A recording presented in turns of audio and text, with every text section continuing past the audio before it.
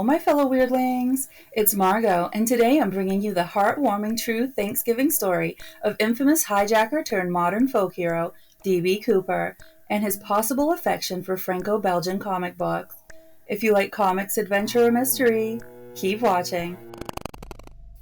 The only unsolved case of hijacking and air piracy in U.S. history happened the night before Thanksgiving, on November 24th, 1971.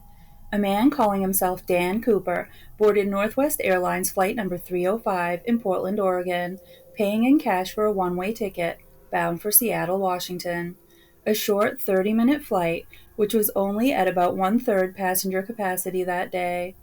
Cooper was a quiet, affable, seemingly unremarkable man, appearing to be in his mid-40s, with no distinguishable accent, wearing a business suit with a black tie and white shirt, carrying a black attaché case.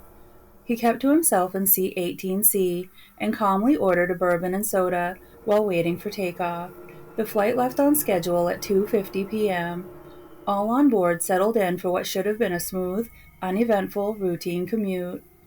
Mid-flight, shortly after 3 o'clock p.m., Cooper handed flight attendant Florence Schaffner, the attendant situated closest to him, a note. Assuming he was trying to flirt with her, Ms. Schaffner dropped the note into her purse, still folded. Cooper leaned toward her and whispered, "Miss, you'd better look at that note. I have a bomb." This got Ms. Schaffner's attention, and she quickly read the note. Printed in neat, all-capital letters with a felt-tip pen, the note indicated that Cooper had a bomb and wanted her to sit next to him.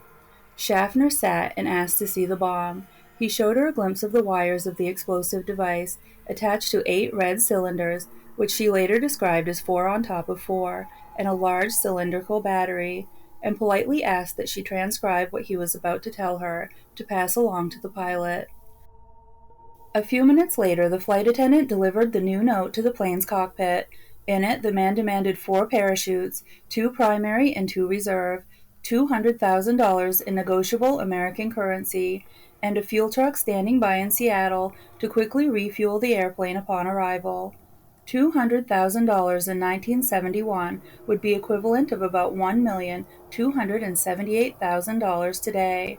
When Ms. Schaffner returned to Cooper's seat, she found that he was now wearing dark sunglasses. This is when the FBI was first alerted to the situation, when pilot William A. Scott informed Seattle-Tacoma Airport's Air Traffic Control. An FBI investigation was immediately opened, which they named NORJAC, short for Northwest Hijacking. Cooper's 35 fellow passengers were told that their arrival in Seattle would be delayed due to a minor mechanical difficulty and had no sense of any real danger. The plane circled Puget Sound for about 2 hours to allow the FBI and Seattle police the time needed to meet Cooper's demands.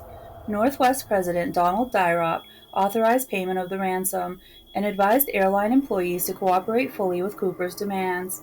Meanwhile, flight attendants on the plane described Cooper as calm, polite, and well-spoken, and noted that he made comments that gave the impression he was quite familiar with the local terrain. Flight attendant Tina Mucklow said he never appeared nervous and actually seemed rather nice, thoughtful and calm all the time. He even reassured Florence Schaffner when she got nervous, ordered a second bourbon and soda, paid his drink tab, offered to give Ms. Mucklow the change, and offered to request meals for the flight crew during the stop in Seattle. When Ms. Mucklow asked Cooper if he had a grudge against Northwest Airline, he replied, "I don't have a grudge against your airline, miss. I just have a grudge." This has to have been the most pleasant and cordial hijacking in aviation history. At 5:24 p.m., Cooper was informed that his demands had been met. At 5:39 p.m., Flight 305 finally landed at Seattle-Tacoma Airport. Cooper instructed Captain Scott to taxi the jet to an isolated, brightly lit section of the apron and close all window shades in the cabin to deter police snipers. As soon as Cooper's ransom demands were delivered to the aircraft, he released all 35 passengers, along with Florence Schaffner and senior flight attendant Alice Hancock. Keeping just 4 crew members on board, Captain Scott, Flight Attendant Mucklow, First Officer William J. Radicek, and Flight Engineer Harold E. Anderson, Cooper had the plane take off again at approximately 7:40 p.m., setting a course for Mexico City. Shortly after the flight began, Cooper sent Ms. Mucklow to the cockpit for safety and strapped on one of the parachute sets, removing his necktie in the process. Somewhere between Seattle and Reno, Nevada, at approximately 8:13 p.m., in complete darkness and amidst a nasty rainstorm, Cooper opened the plane's rear stairs and jumped out of the plane, taking his ransom money with him.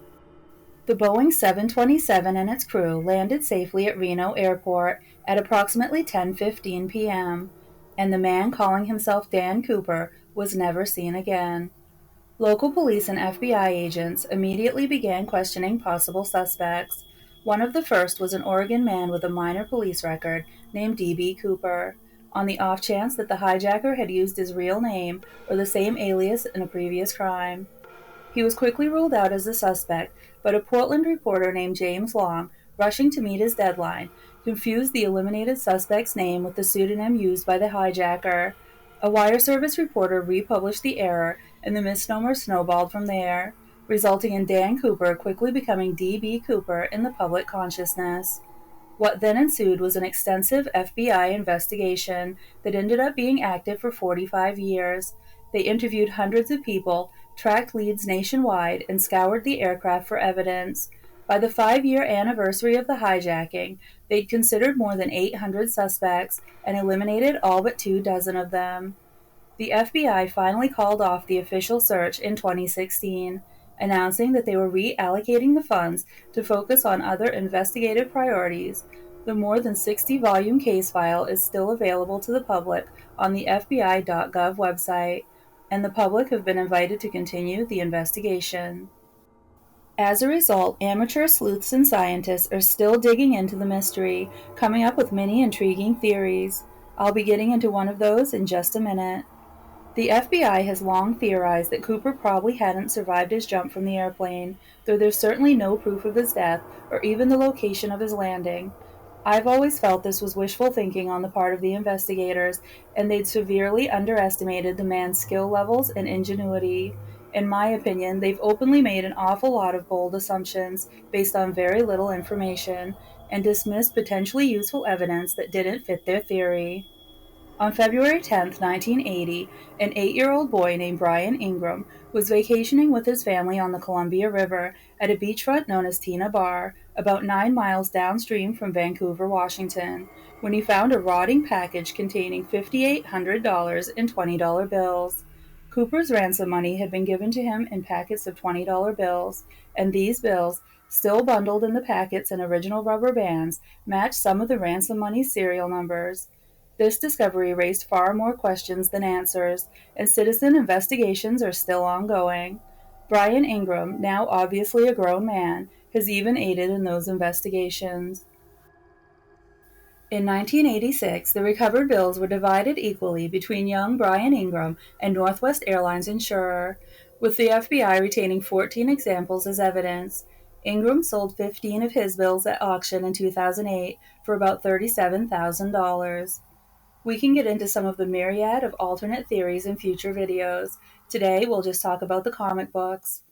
One intriguing theory raised by internet sleuths, namely a group now known as the Cooper Research Team, led by paleontologist Tom Kay, is that Cooper was actually a comic book fan who perhaps spent some time overseas. At around the time of the infamous hijacking, there was a popular fictional Franco-Belgian comic book series written in French titled Dan Cooper, or Les Aventures de Dan Cooper, in which a Royal Canadian Air Force test pilot named Dan Cooper took part in daring adventures. The cover illustration of one issue, published near the date of the hijacking, even depicts him parachuting. The comics were never translated into English, nor sold in the U.S. Seattle Special Agent Larry Carr, assigned to the Cooper case in 2007, came across the comic book connection while perusing D.B. Cooper internet forums and agreed that the theory was a good possibility. Although fairly obscure in the English-speaking world, the comic series gained a bit of notoriety in the U.S. in 2009 as speculation on its connection to D.B. Cooper grew. The Cooper research team speculated that the hijacker may have been exposed to the comics while on a tour of duty in Europe, or that he may have been of French-Canadian origin. But there are other theories that many, including myself, believe are even more likely and need to be more fully explored. One thing's for sure, the public interest in D.B. Cooper is still alive and well. Even the FBI's website calls this case one of the greatest unsolved mysteries in FBI history. That's all I have for you today. I hope you've enjoyed this real-life mystery and will come back for more. Like, subscribe, leave a comment, and bring your friends, family, COVID pod, cult members, invisible friends, or enemies. And if you have your own D.B. Cooper theory, tell us all about it in the comments. Thanks for watching.